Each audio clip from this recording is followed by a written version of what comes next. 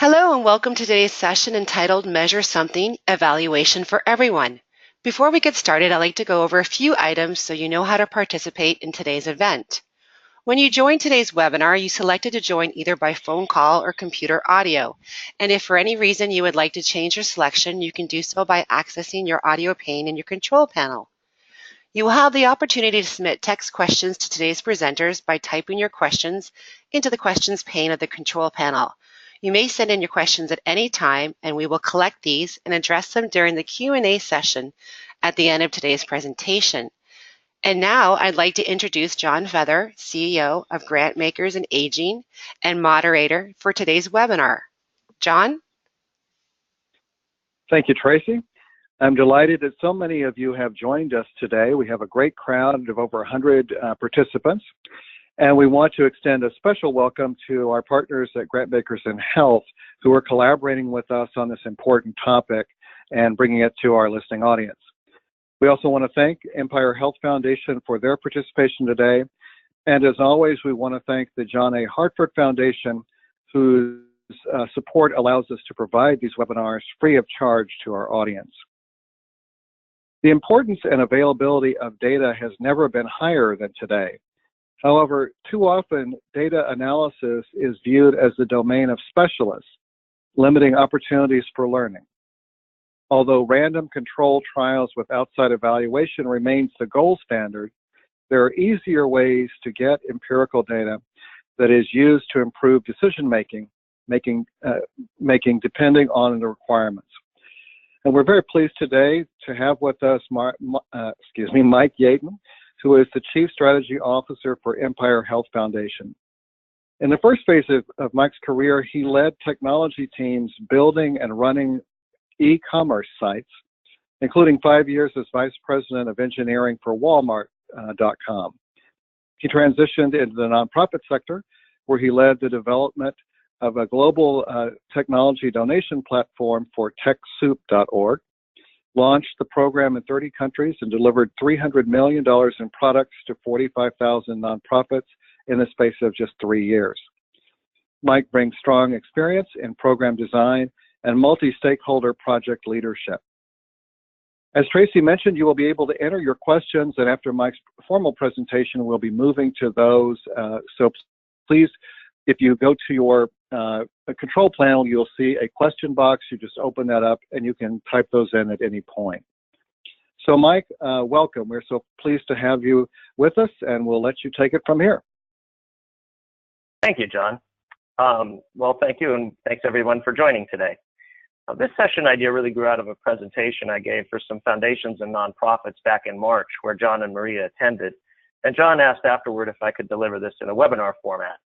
I've done a few variations on this presentation since, and I've consistently found there's strong interest in building evaluation competence from people without needing to go through a master's in computer science or statistics. So this presentation really attempts to address that need. My basic hypothesis is that there's a Paretos Law for evaluation, meaning there is an 80-20 spot between basic counting and the mysterious and arcane realm of data science, where we can get better insights into the outcomes of our programs, but for relatively modest incremental investment. And that means both time and money invested by our organizations and as individuals. For my agenda today, I'm going to talk first about what to measure. How do you develop measurements that are lightweight but still effective? How do you measure it? What are the techniques you use? And importantly, we're going to talk a bit about guarding against bias. And this is really why counting alone is not sufficient. Then I'll turn to our own aging services model and talk about how we've applied that to the programs that we're operating for our community. And finally, we're going to have some exercises together to help build your own measurement muscles and think about ways to do that going forward. So when we think, obviously all of us, I think, as foundations, we seek to have impact and demonstrated outcomes. But organizations may have very different cultures when it comes to evaluation. An arts organization, for example, may look at the problem very differently from a research-based foundation. Well, looking at our own mission statement here from Empire Health Foundation, two things really jump out, and I've highlighted those in red. The first is that our mission is clearly centered on health, and the second, indicated by the word measurably, is that we have a decidedly quantitative evaluation culture. So we really wish to express our outcomes in terms of measurable outcomes, not simply stories and anecdotes.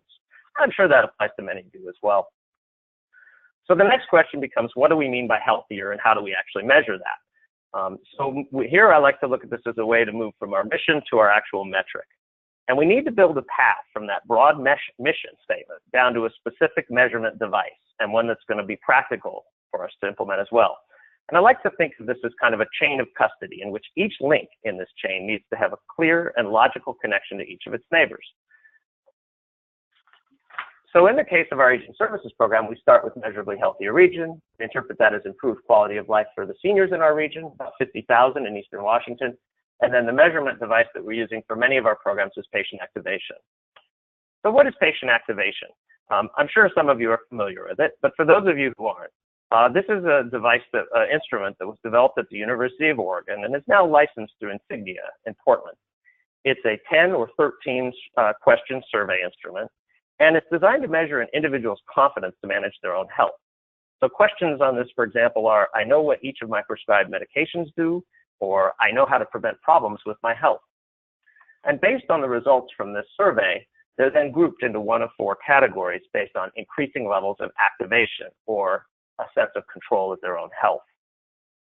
Now, interestingly, in our population, which we're very often working with tribes and vulnerable seniors, we actually have a similar to this for level 1 and 2 to their distribution, but we have more level 3s and fewer level 4s. So we have actually about half as many of our seniors participating are actually at that highest level of activation, indicating a need for support and programmatic resources. So keeping in mind my 80-20 framework, then, there are really two questions we need to answer about PAM to determine if it's a good tool. The first is it actually a good measurement or proxy for the effect we're seeing, quality of life and ultimately health?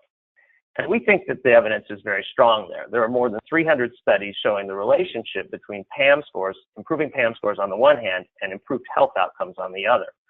Here are some excerpts from recent studies, or a variety of studies, that show this relationship. And the bottom one I found particularly interesting, which is that among cancer patients, higher activation allows them to feel that their treatment plan aligns with their values, that they're more likely to cope with side effects, and much more likely to initiate healthy behaviors after their diagnosis. So we believe that that test is met, and that the improvements in PAM scores represent a good measurement for the end goal that we're seeking. But that's only half the equation. The other thing we have to look at is the practicality of it. And on that side, we can say that it meets that test as well. PAM is a lightweight survey instrument. It's only 10 or 13 questions. It can be administered every 90 days. It's also applicable to a wide range of program models. So it's shown to be effective from everything from health coaching to telemedicine, even to summer camps.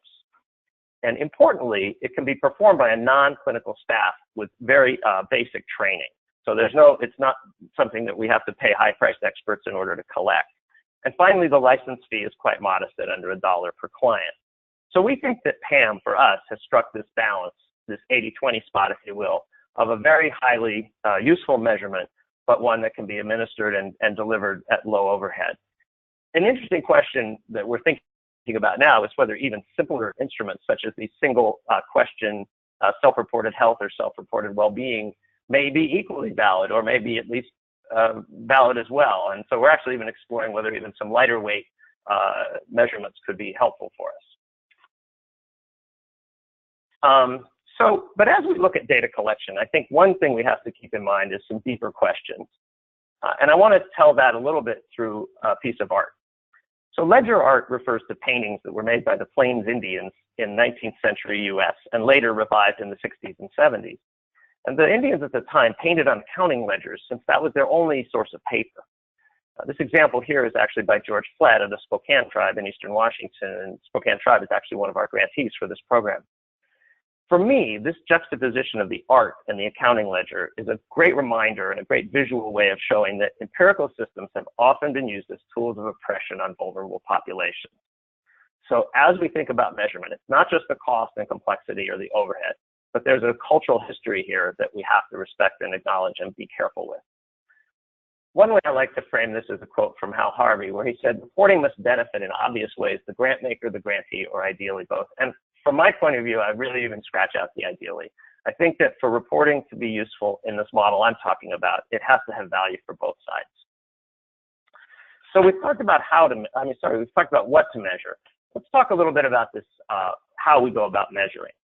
So we're all familiar, as I said in my outline, that we're all familiar with random control trials being the gold standard, as we do for drug tests and other things, for drug trials and things like that. And this model involves random control trials or other strong study designs. The goal here is obviously results that are publishable and predictive of impact in other contexts, such as an evidence-based practice. But, and here's the downside, the cost and complexity of this can be really high. It could be 20% or more of a program budget. It's usually performed by a third party, academic or research partner or consultant. There are issues with privacy, consent, and institutional review board approvals. And obviously, with this amount of complexity, this can have a really high impact on grantees.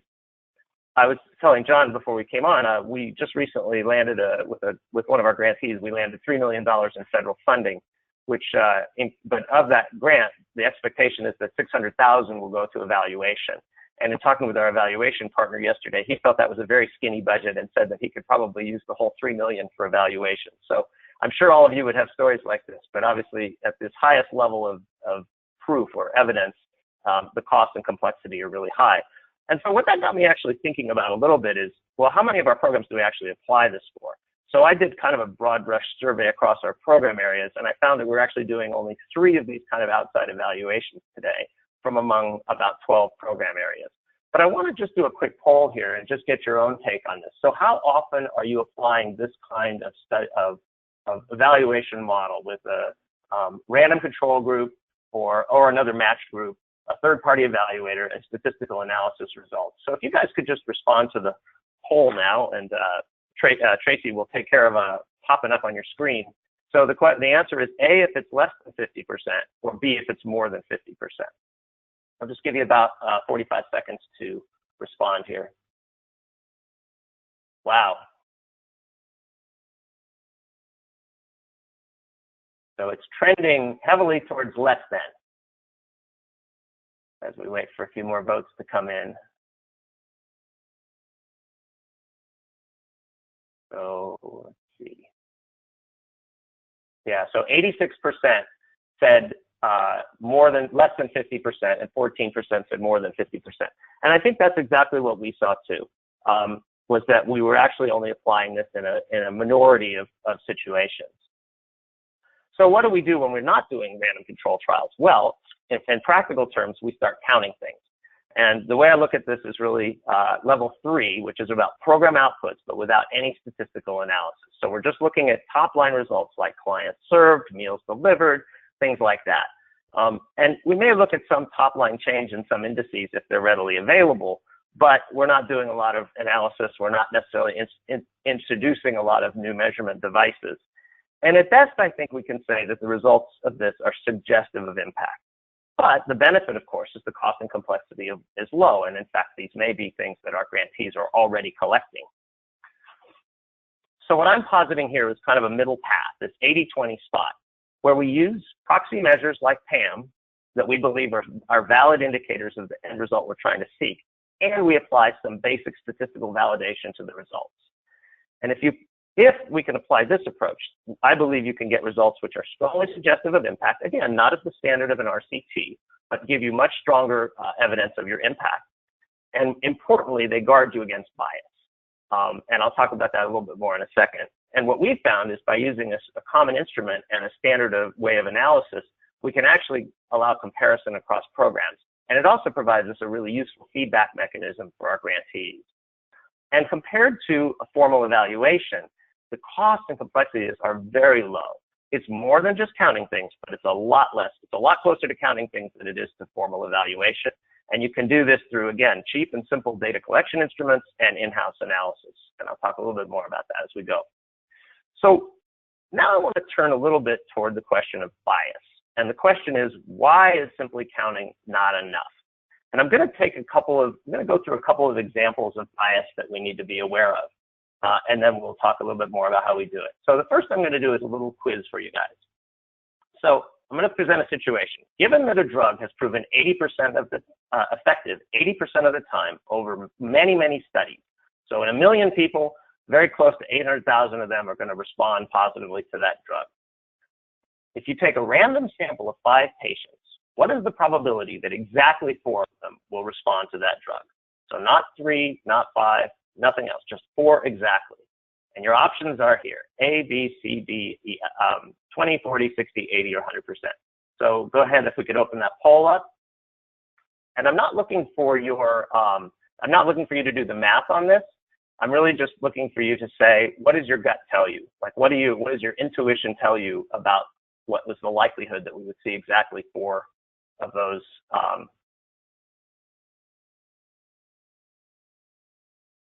respond?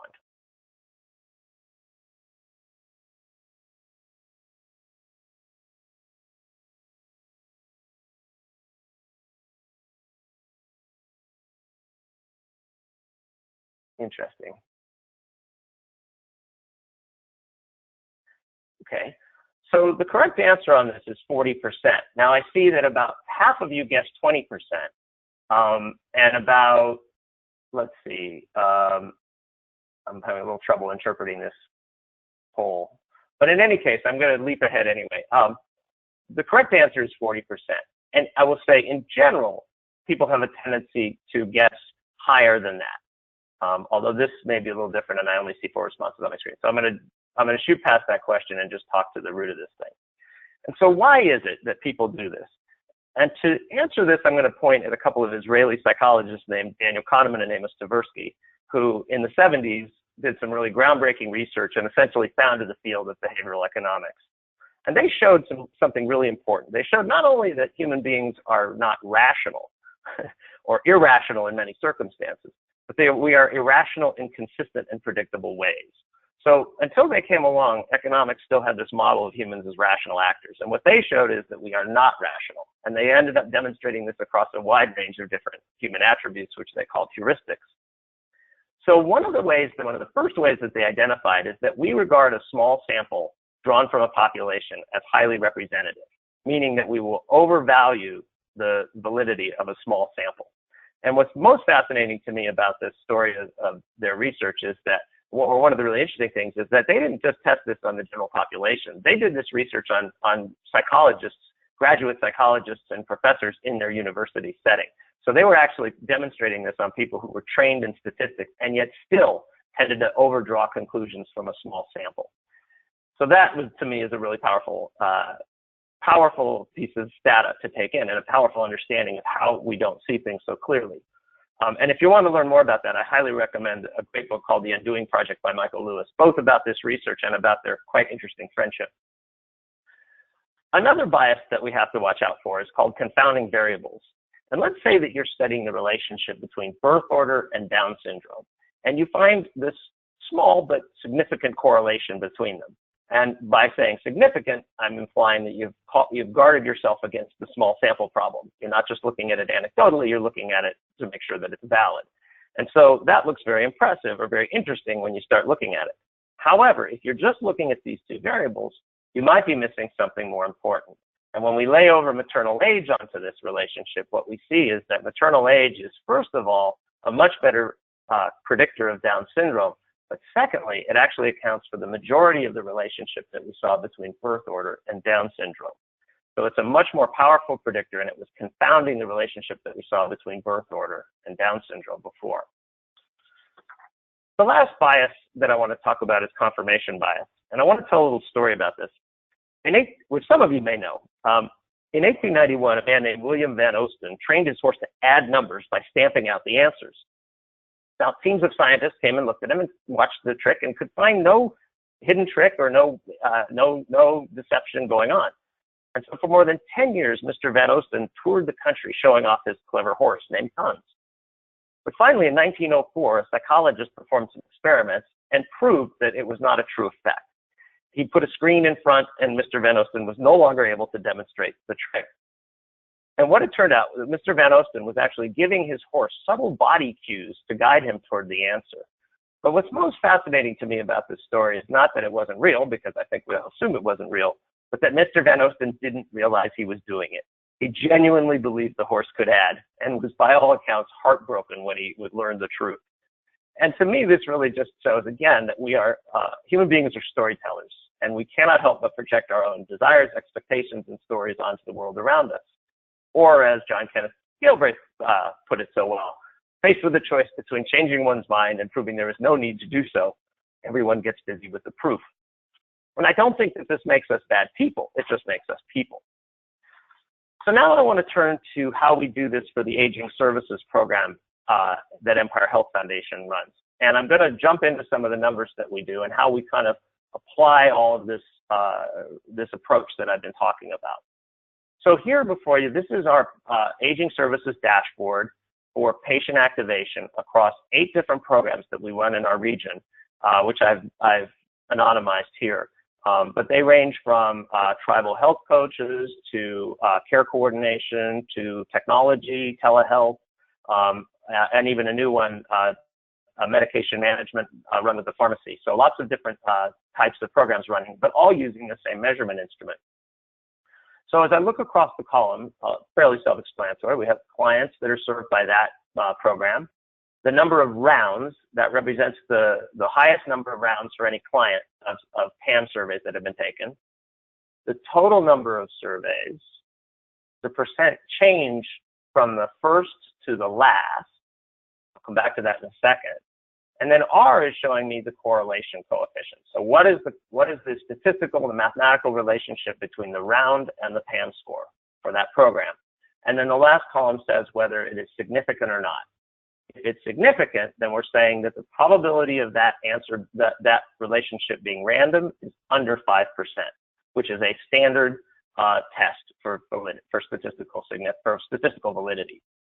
Now, I want to talk about the columns of percent change and the R column for a second. And if you look at program 4, because here we can really see this kind of small sample size problem at work.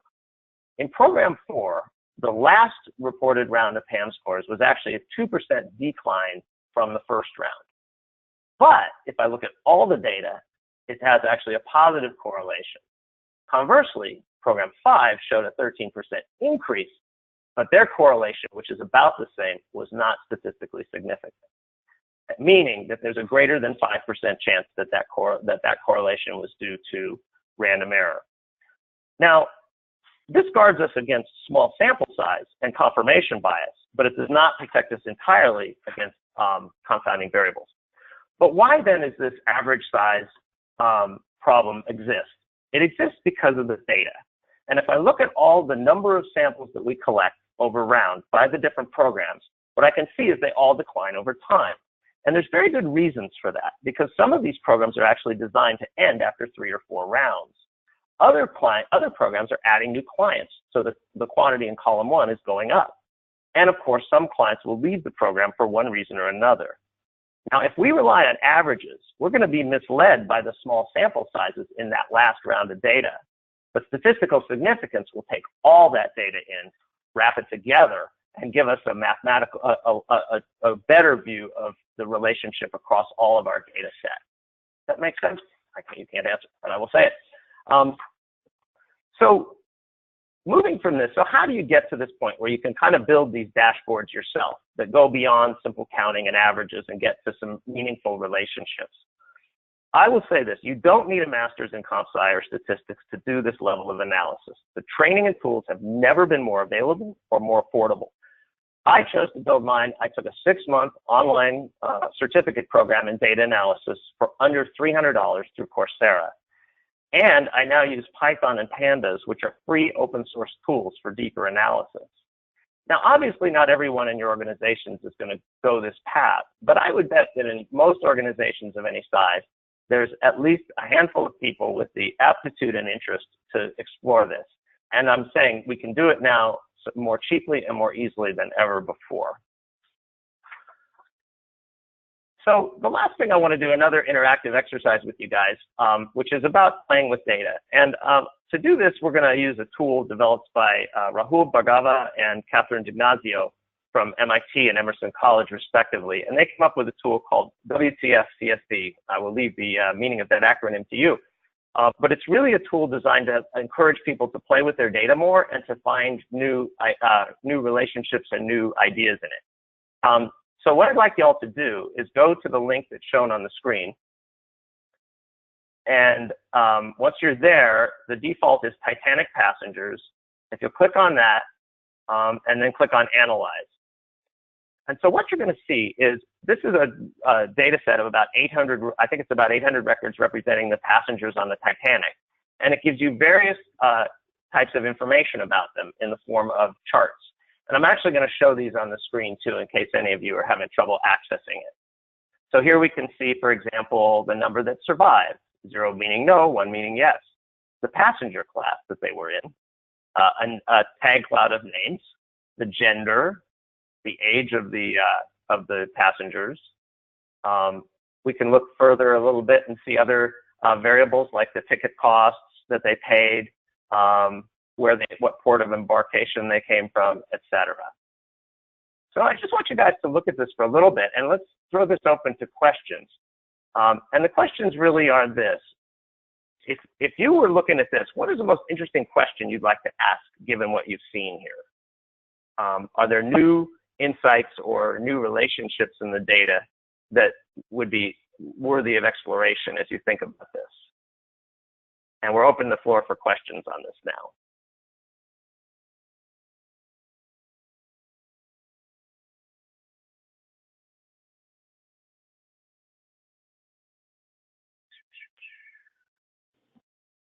Oh, sorry, I put the data set back up. So I'm going to put up, I'll put up the first page here. Survival, class, sex, age.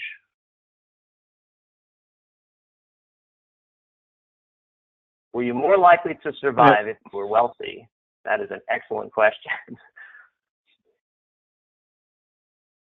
Is survival correlated with class? A similar thread.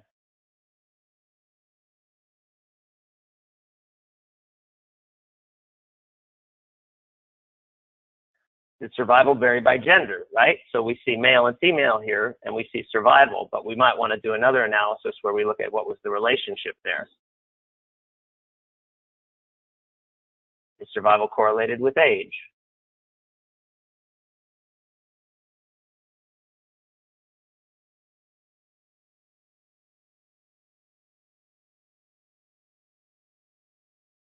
Any others?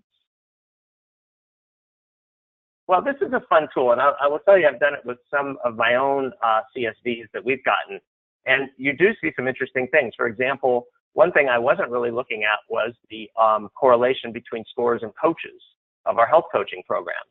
So when I fed the data, it popped that right out to me, and I thought, wow, that's something interesting we might want to think about as far as something to consider. So any others? Age and sex, survival and sex.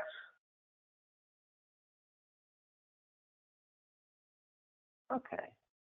So I think we've kind of covered this, but really, what are the most interesting questions you would ask the data set? Thinking about maybe other kinds of data sets that might be helpful in this. For example, if you wanted to look at, the geography of where people come from and their class, things like that. So lots of different things you could do. But what I really want to just say is that tools like this are extremely helpful, and I think having a kind of playful attitude with your data is really important for kind of demystifying it and opening it up to further exploration and value to you. So I'm kind of ahead of schedule here, so we have some more time for questions now. But I want to thank you for your time. I appreciate the opportunity to talk to you about this. And I hope it's useful. If you have any questions, please feel free to reach out to me at my email address shown on this slide.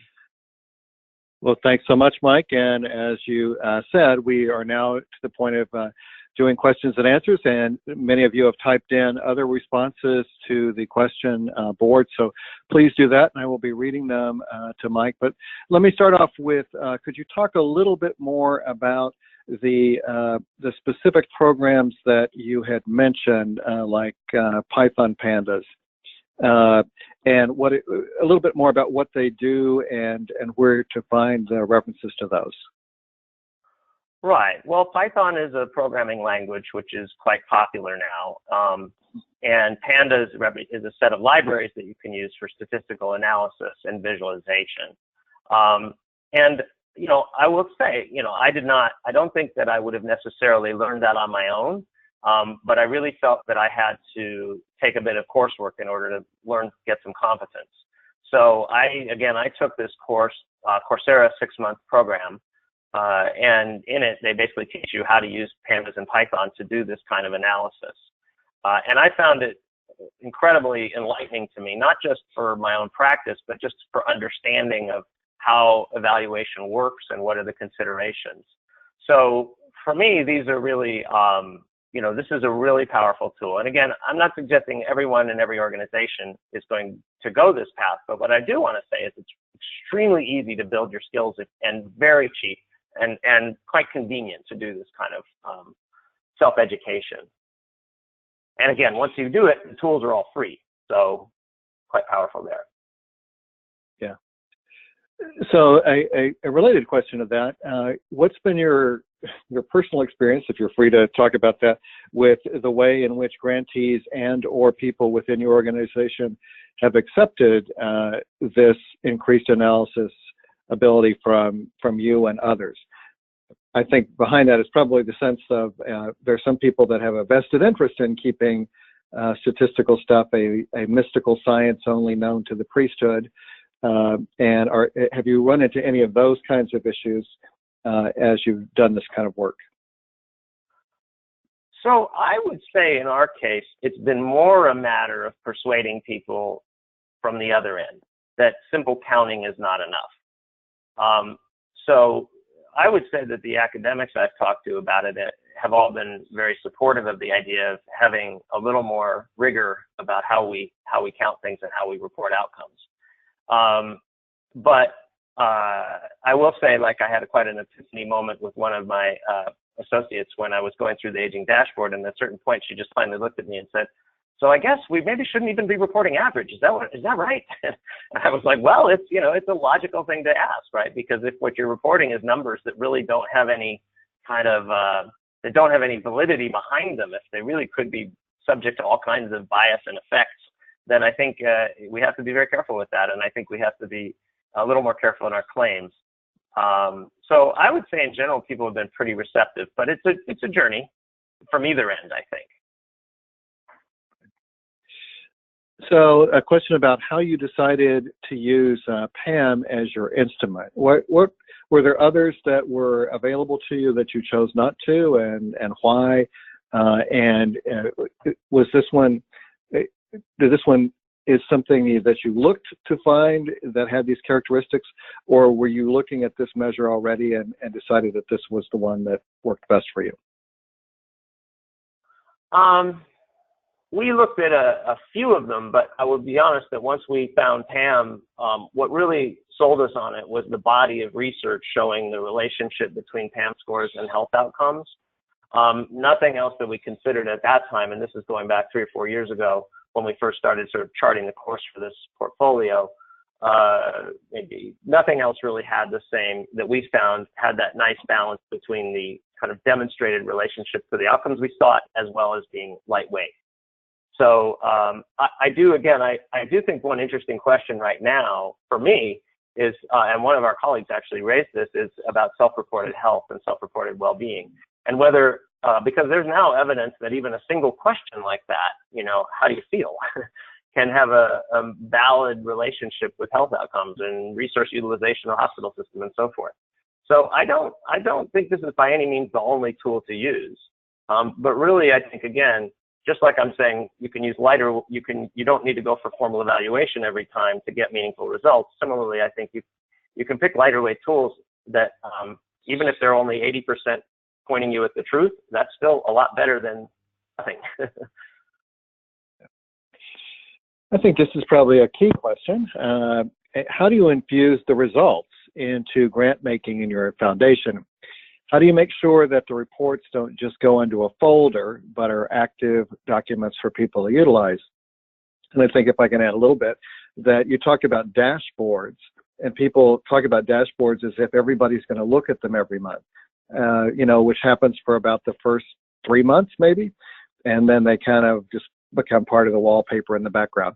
So how do you make sure all this stuff gets used, and what's the process that you've seen work best in your organization?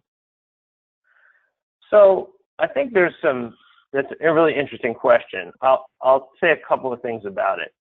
I would say that we absolutely use this stuff use the dashboard as an important input in our conversations with grantees about their program results.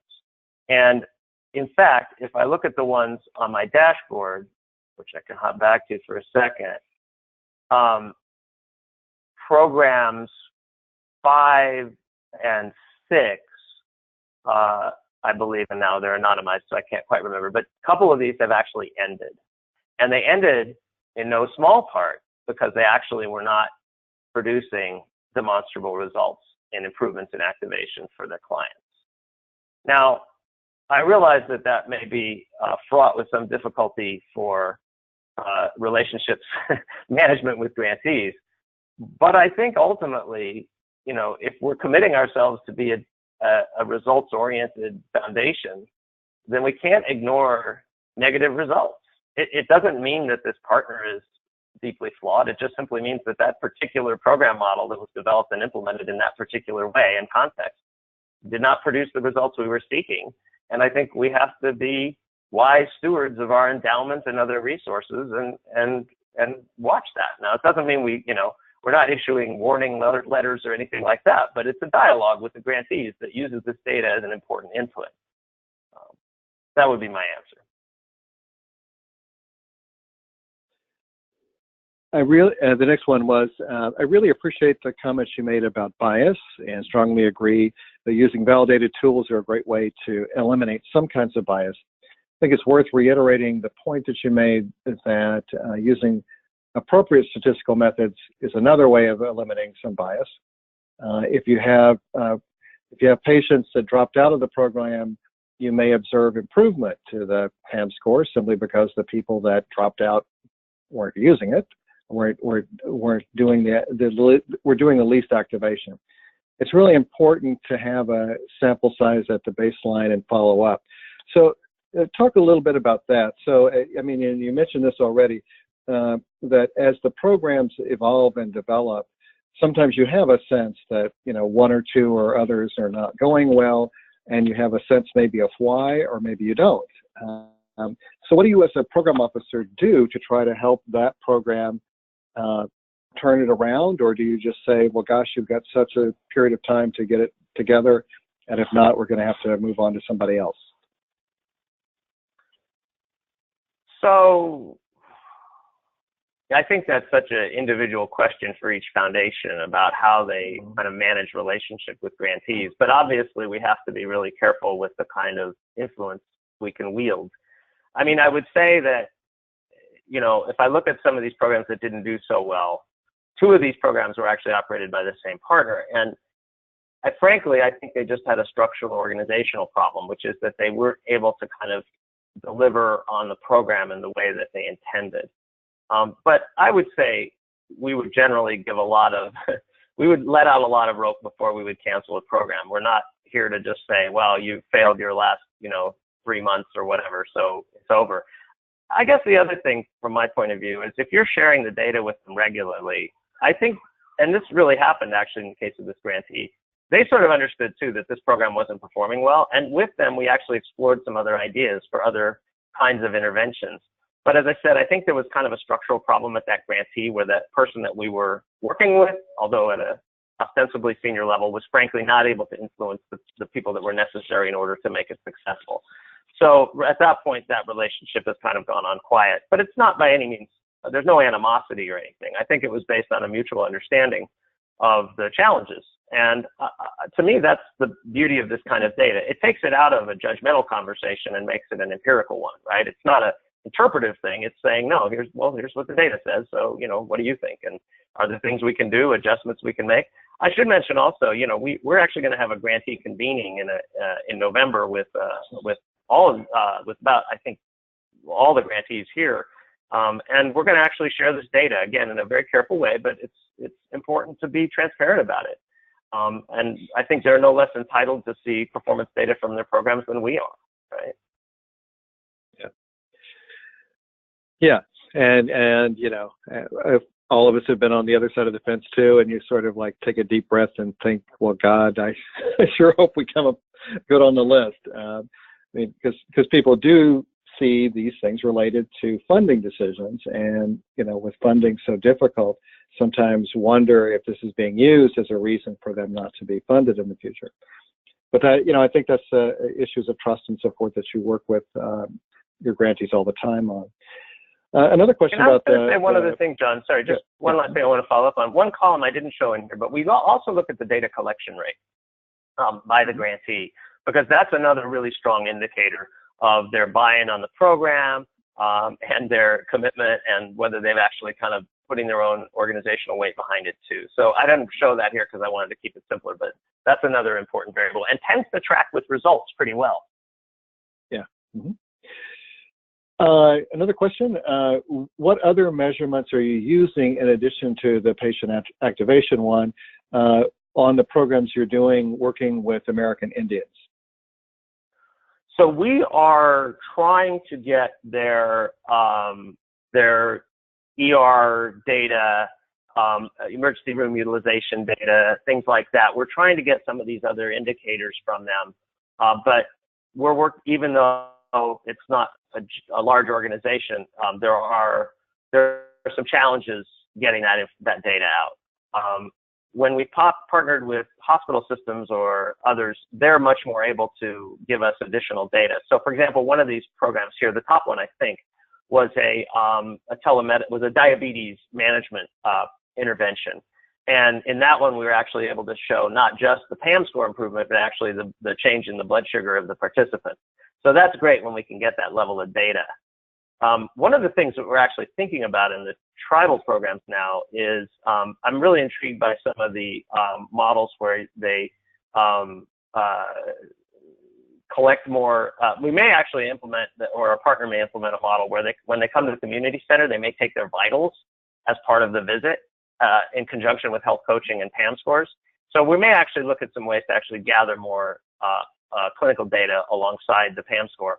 But I would say overall, there's no evidence, and we feel pretty confident in PAM as a good indicator of the impact of these programs. And it's certainly, as I say, strongly correlated in the case where we had blood sugar data to back it up.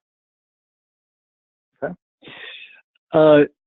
A question about the distinction between evaluation and research. Obviously, you're using this as a evaluation tool. It's well researched, I guess, in the past. How do you see those two coming together? You talked about using this particular measure because of its research background, but they're obviously related, but they're not exactly the same thing. So how do you describe the difference between them? So that's a great question, and maybe one that I could have framed better in the document or in the presentation. I mean, I think for me, we're not doing research, right? We're looking for decision support tools.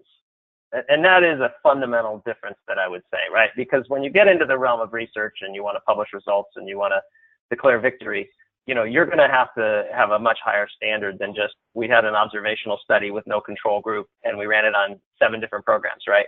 For us, this is really a decision support tool for us and for our grantees, not a research tool. So I think your question is really good, and I don't feel like I want to think more about how to frame that properly, because I think you've hit the nail on the head with that.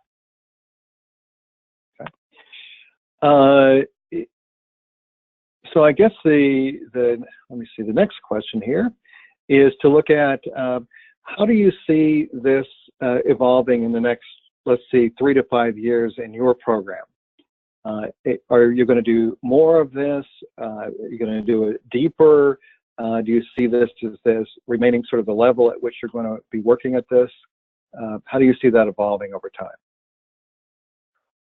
So one of the things that we wrestle with is about, we often talk about systems change and how much we can influence, make big changes across our community. But when we talk about something like this, we're obviously talking about a small subset of the population. I think that the lighter the instrument, the more broadly it can be applied and in many different contexts.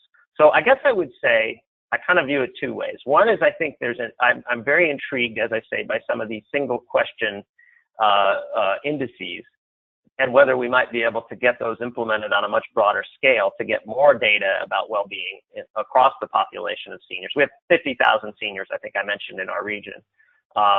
So could we do that in more contexts in more places and get more data about the state of health and how it changes over time?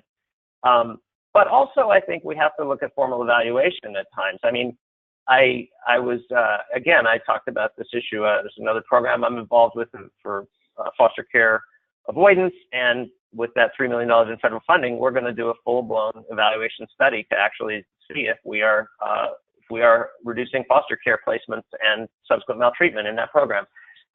So I guess for things like that, where you're either driven by a grant or you're driven by the need to persuade a funder that they're going to, that your intervention is working, things like that. So I kind of see us going both ways. I see us going to trying to find more lightweight instruments that we can use to get broad data quickly and cheaply. But I also see us applying deeper measurements in some cases as well, probably in kind of maybe an 80-20 ratio, for example. Mm-hmm. Okay. Next question is, if you are going to give advice to a funder about how many people should be engaged in this effort and have some level of knowledge, what would that be? Should it be everybody? Should it be one person? Should it be 3 or 4 at the minimum? And I think behind the question is probably the sense that if one person does it, everybody just kind of walks quietly past their office and never engages them. I'm not saying that happens to you, Mike, but we want to make sure that the question around do a whole variety of people need to be involved or not? Yeah, it's a really great question, and I have heard it said, in fact, talked about, can you build a data culture, right? I'm sure so many of you have heard that question and that comment before, and I'll just confess that for me, it's been a bit of a challenge to bring other people on board. In this, what's interesting is this: I would say that everybody is amenable to the idea that we need better insights into our program performance, and that these approaches make sense. That there is no disagreement. What's tricky is to getting building my own apprentices. That has proven to be a little more difficult. And in fact, I recruited a group of 6 people. I tried to get to go through the same training program that I did, which I felt was quite manageable. And only one of them was able to complete the first class, and then they all got busy again. So I don't know I guess what I would say about it is this. It seems to me pretty inarguable that these kinds of skills are only getting more important. So I think in the end, you kind of have to try to appeal to people. You have to find people with the aptitude and the interest, some quantitative bent somehow in them, and B, appeal to their self-interest and think about this as a career move, because I think this kind of skill set is really crucial. And I was talking about, I used as my opening quote, the Atul Gawande quote, where he said he had 5 pieces of advice for new doctors, and one of them was be a scientist. And he said, if you count something interesting, you will learn something interesting. And I think every foundation, large or small, of course, some will have research departments, big ones will, but smaller ones, we should all have scientists among us who are not necessarily PhDs or even MSs, but just people who are curious and willing to learn and willing to experiment with the data and with tools to get better, because people will help them along the way. Again, I rely on my academic partners to make sure that as a relative novice compared to them, what I'm doing makes sense and is consistent. But I think you can't argue with this as the way the world is moving, if you look at the trends in data. So I would say appeal to enlightened self-interest, if nothing else. Okay. I think we're going to probably have time for one last question, and then I'll come back to you for your final words of wisdom to the group. So if you were starting again in terms of the efforts that you've been involved with in terms of creating a better evaluation structure and a data culture and all those kinds of things, what would you have done differently?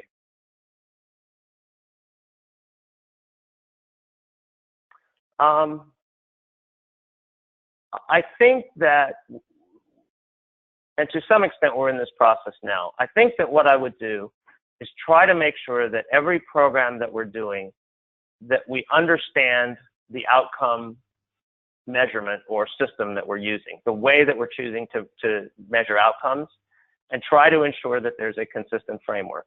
And it doesn't mean that you're not going to count things sometimes, that you're just not going to result on counting things. I think that's okay. But what I think is necessary is to actually understand that there are these different levels of analysis that we can perform. And that I think that something like I've outlined here, I think this should probably be, frankly, applied to at least 50% of our programs. This model of lightweight proxies with basic statistical validation. I think that should be our kind of default model. And then we should do formal evaluations and lightweight evaluations only on, say, 25% each of our programs. That feels to me about right based on what I'm seeing so far. So I think what I would be doing is trying to understand how all the programs are assessed and try to put that in a framework and then figure out if that's consistent, or if it's not, how it needs to be adjusted so we can really show the impact that we want to. Really great advice. So we're coming to the end of our hour, and I want to return to you now and ask for you to give your final words of wisdom to our group, and I'll let you proceed. Sure. Well, as you might have gathered, I like my quotes. So I'm going to throw one more out there. I really appreciate your time and attention, and really the great questions you were asking. If you want to reach out to me, I'm on LinkedIn. I'm on my emails there. But a quote I always love, this is just my view of the world that I've developed through my experience, and I think there's other ways to approach this. A quote I love is from George Box, where he said, "All models are wrong, some are useful." So I just hope this has been a useful model for you. Thank you. Well, thank you so much. I want to thank Mike Yeaton, who is the Chief Strategy Officer for Empire Health Foundation in Spokane, Washington. And thank you, Mike, for all that you and all your colleagues do to make life better for older adults and people of all ages. I also want to thank our partners at I also want to thank our partners at Grantmakers in Health, Empire Health Foundation itself, and particularly to the John A. Hartford Foundation, whose continuing support allows us to bring this program to you. We will be making this presentation available for anyone who wishes to view it later, including both the slides and the audio. Please watch for a read broadcast link on our website or contact us at info@giaaging.org. And finally, I want to thank all of you for participating in today's webinar. Have a great day.